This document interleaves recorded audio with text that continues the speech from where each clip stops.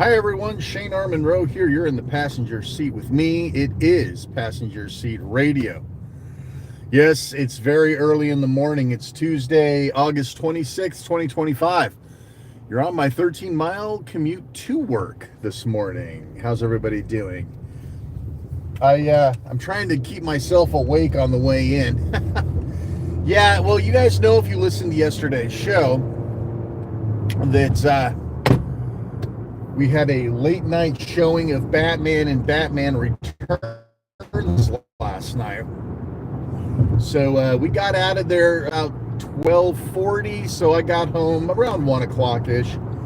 And of course my wife's up at like 4:30, so I did manage to took a little bit of a nap yesterday, which I think helped a bit, but I am dragging ass a little bit this morning, so I figured why not? We'll hop on, chew the fat a little bit, and yeah. Hey now, who's in here? Sketchcraft, Javier's in. What's going on? So let me tell you about the showing last night, because I think it's worth talking a little bit about. So, oddly enough, like the first really big haboob that we've had in Arizona for a while hit last night on the way. There were trees falling. You could almost not even see to drive. It was it was pretty interesting. Unfortunately, a whole bunch of places lost power in Phoenix last night. Fortunately, the theater wasn't one of them. Seems when anytime Brian and I go, my son Brian and I go to see an old movie on the big screen, there's almost always something that happens. Remember when we went to see The Thing? We had problems. Let me see if I can get rid of that glare. I cut my, no, god damn it. Not that really looking at me is a huge treat or anything. There we go, that's better. So yeah, I expected the haboob to knock out power. I mean, it was grounding flights last night. It was pretty intense. We used to get those like at the beginning, towards the end of August through the entire month of September. We would get these huge dust storms, and there's something to behold, right? I mean, if you go and look for videos or pictures online of these things, it looks like a tidal wave, only made out of sand, you know, and dust. It's crazy. But anyway, so we stopped at a dollar store, got some snacks, and we went up to the theater. And so our first showing was at 7, and we all know how theaters work, right? You got to sit through 30 minutes of ads and shit before the movie actually starts. So attendance on a Monday night, I mean, come on, you'd expect attendance to be complete shit on a weeknight, right? And it kind of was. I've been to a handful of these, but usually on the weekends, and they're pretty much packed. But last night wasn't the greatest night for that, and I'm sure the haboob kept a couple people from going anyway. But yeah, so the theaters were like it was like third full, but it was one of those Dolby cinemas at AMC. Now, I don't believe I've seen a show in one of those theaters. I've seen enhanced theater, blah, blah, blah, but nothing like this. It was interesting. Most of it has to do with comfort, right? Because like every seat in there is like this super recliner. It's got like all these different positions. I'm surprised they didn't give me a shiatsu massage at the same time. But yeah, it was super comfortable, lots of space, right? But the real trick, of course, is the sound system was simply unbelievable. I don't know why this guy's got his blinker on, because he's not trying to get over here.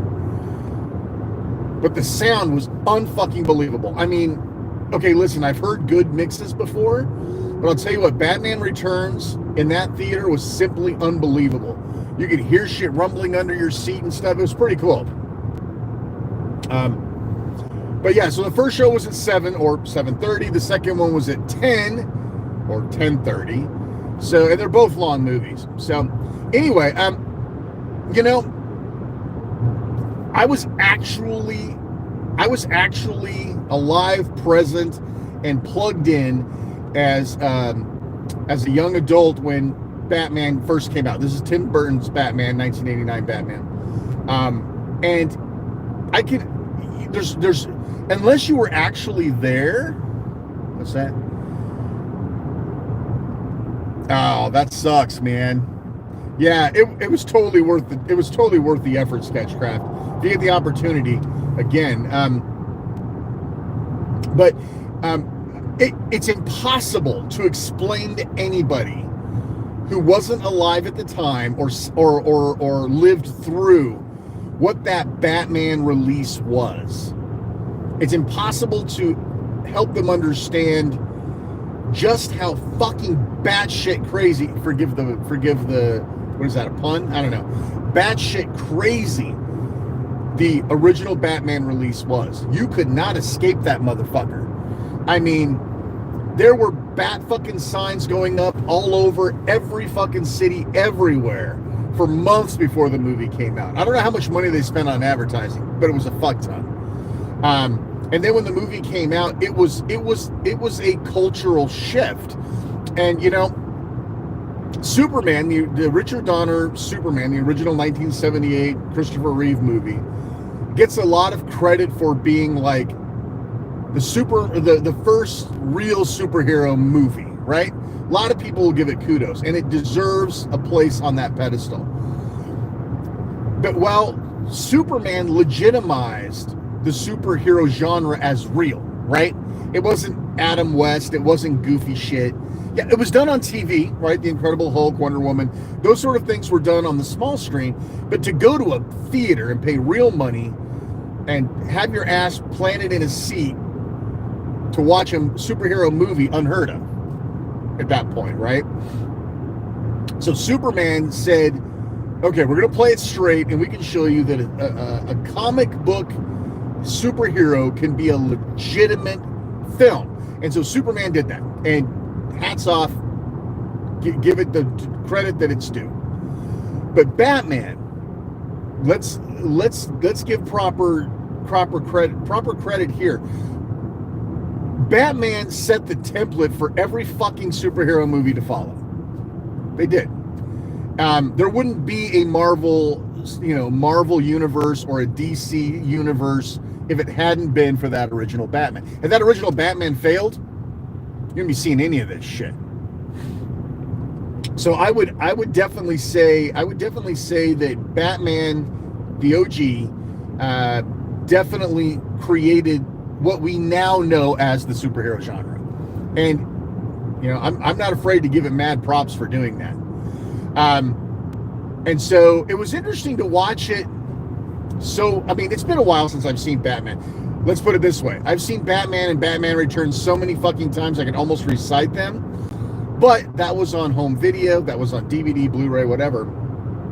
Sitting down, parking your ass in the seat, captive audience, nothing else to distract you, right? It took me back to 1989 for that theatrical experience. And the audience helps, you know, there's always some audience participation a little bit in these movies that elevate the experience.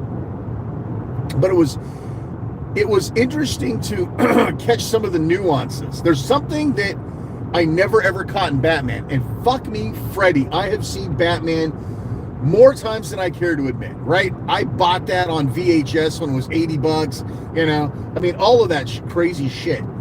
So I was a huge Batman fan. Something I never noticed. When there's a scene, right, where Bruce Wayne is over at Vicky Vale's house or apartment, and they're talking, he's trying to tell her that he's Batman, and he can't get it out, and then the Joker shows up, and Bruce puts the serving tray in his under his, you know, his shirt, so, you know, the old Clint Eastwood shit, to, you know, because he thinks the Joker might shoot him, and he does, but he lives, blah, blah, blah. That whole exchange, right? So Keaton's talking to Nicholson about how he knew this guy named Jack, bad kid, hurt people, and he goes on this diatribe of dialogue between him and Nicholson.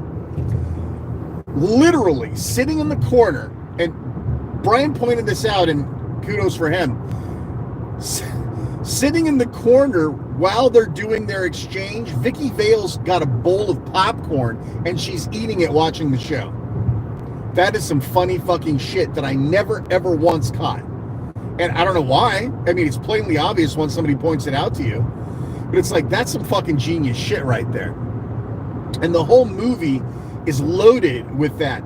And you know, when you're watching it as a background movie or just have it playing in the background or you're not really paying attention, the performances that really steal that shit, they really pop out, right? Nicholson, obviously, he deserved top billing. You know, I remember specifically in 1989 going and seeing that movie with everybody else on the planet, right? First time through, waiting in line, big theatrical event. This was in Orlando, Florida, not fucking Wenatchee, Washington. So they held big fucking events. And I remember when the credits started and Nicholson had top billing. I'm like, the movie's called fucking Batman, but the Joker gets top billing? What the fuck is that about? But I get it. Not that Keaton doesn't deserve his due, but like Nicholson totally stole that fucking movie top to bottom. They were smart to kill him off and not bring him back for the second one because, you know, he kind of overshadowed Batman. And that he's got top credit. That's probably why. But like him and Palance, it's scene chewing shit, and you get all engrossed in it, you know.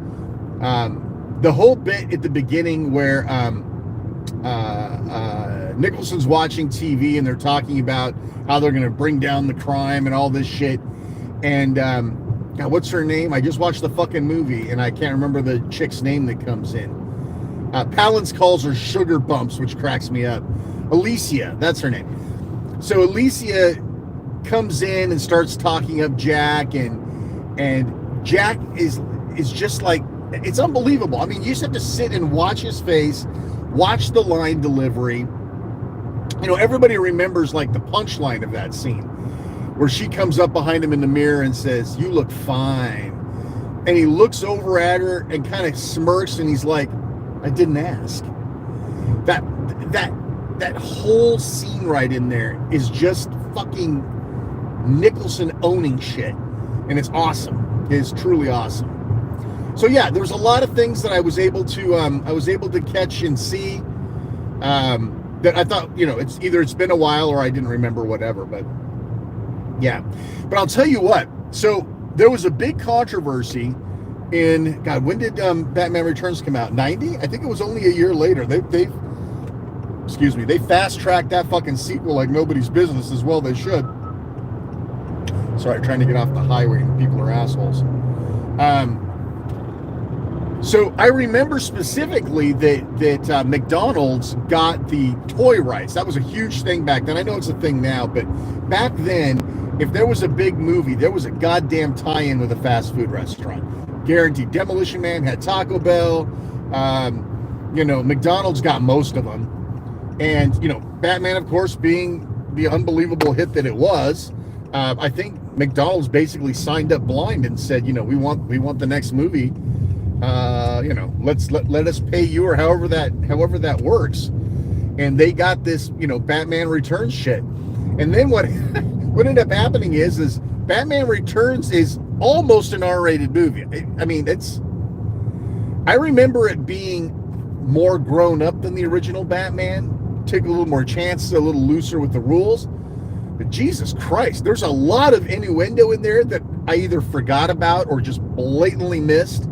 Because, you know, captive audience, you catch that shit. But yeah, it was like, holy shit, that's fucking awesome. How come I didn't remember, you know, that, I mean, I remember that, you know, I always remember that the Penguin goes after all the firstborn sons of Gotham, right? That's his payback for his parents abandoning him, right? But it's like, yeah, he's going to round them up. He's going to dunk them in industrial waste and let them drown in there while Christopher Walken's character watches. It's like, God, that's kind of morbid. I forgot at the beginning that Oswald was locked in this little box while his parents were watching, and he grabbed a cat and fucked the cat up. It's like, wow. I seem to have forgotten a couple of these little pieces, and I'm like, it's a pretty fucking twisted movie. And then, of course, you know, there's the Penguin biting the guy's nose and talking about French flippering some, you know, constituent. There's all sorts of great shit in there. And it's like, Okay. Maybe some of this roasted over my head originally. But yeah, I will tell you this though. Batman Returns. I've got to bust out the. I got to bust out the 4Ks because the audio in Batman Returns was in fucking sane. Batman was good, right? I don't know what if they did anything for the audio for this for the Dolby Cinema experience. I don't know if they do something, they remix it, do something more aggressive or whatever. But Jesus, that was fucking awesome. I mean, the explosions and all the gunfire going on, the hurdy-gurdy man with the fucking chain gun inside the box. That was another thing that was kind of crazy is they didn't kill a ton of people, but it was still pretty fucking gruesome, you know? Anyway, yeah, so I thought it was fun to go out and do that. I'm contemplating trying to get out again towards the end of the week. The 40-Year-Old Virgin is back in theaters, you know, it's 30th anniversary or whatever. I wouldn't mind seeing that in the theater. Won't quite have the impact of, you know, Batman, but I really like that movie. And it's one of those things, I think that the older we get, the less we pay attention or the less captive audience we tend to be. And I think, you know, because listen, I've got a huge screen at home. I've got, you know, 5.1 surround. I've got physical media.